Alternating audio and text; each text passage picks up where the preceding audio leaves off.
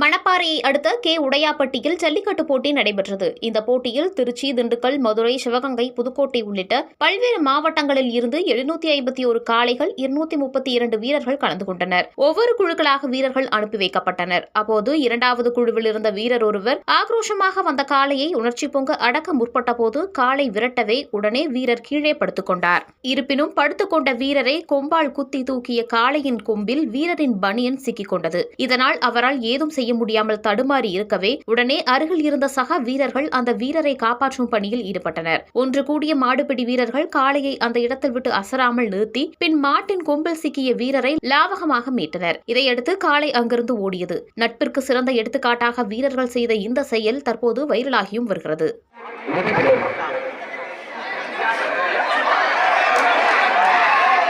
மாடு முன்மையில சூப்பர் மாடு முன்மையில நல்ல மாடு. ரொம்ப பிடிக்க விட்டுறது மாட்டுக்காரருக்கு சிறப்பு பரிசு வாங்க.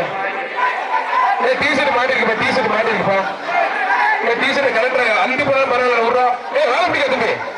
வாழ விடுறா. வாழ விட முன்னாடி ஹெல்ப் பண்ணுங்க. அந்த பையனை கழட்டி விடுங்க. மாட்டில் வந்து டிஷர்ட்டை பிச்சு விடுங்க. டிஷர்ட்டை பிச்சு விடுங்கப்பா. ஹெல்ப் பண்ணுங்க. அடுத்து ஓடிங்க.